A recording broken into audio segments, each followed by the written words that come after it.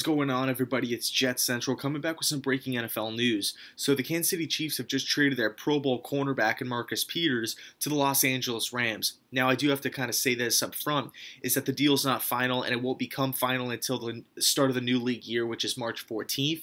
So it's not official just yet, but at the end of the day, the LA Rams are getting a #1 cornerback, a top 5 cornerback in Marcus Peters. He does pretty much everything you ask him to do at the position. He has a lot of pass deflections. Quarterbacks shy away from him. He causes a lot of turnovers. You know where he is on the field at all times. And he's still young. You know, I don't even think he's in his prime yet. So I know he's entering the last year of his deal, or his rookie deal, I should say. Typically, you don't see teams do these types of trades unless they have the intent to sign the player for a long-term deal. So I do expect to see Marcus Peters rocking the blue and gold for years to come. Bottom line is this, guys.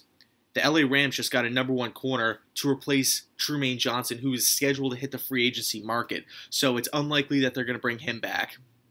I know the Rams right now are kind of on the fence about who they should tag, wide receiver Sammy Watkins or safety LaMarcus Joyner.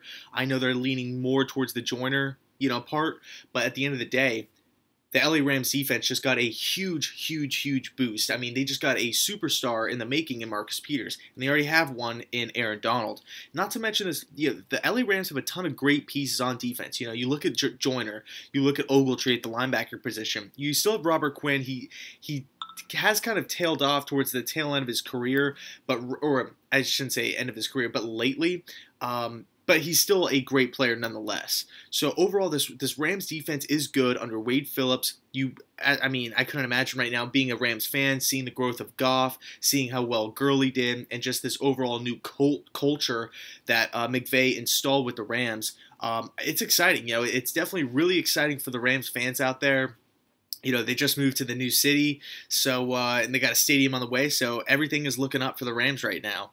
As far as the Chiefs go, though, it begs the question, why would you trade away a Pro Bowl caliber cornerback, Marcus Peters? There has to be a reason. You don't just deal him off for nothing. And I've seen reports and I've heard rumors that Marcus Peters, A, isn't the greatest of teammates. 2, he kind of has like what Odell Beckham has, where he's almost too competitive to where it can work in a negative.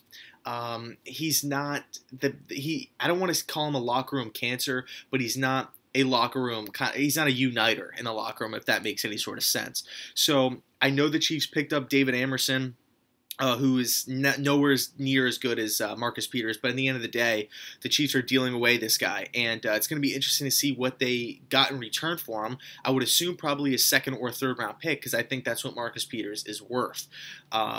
So Peters is a Ram. Let me know down in the comment section, your guys' thoughts on this breaking news, because this is insane.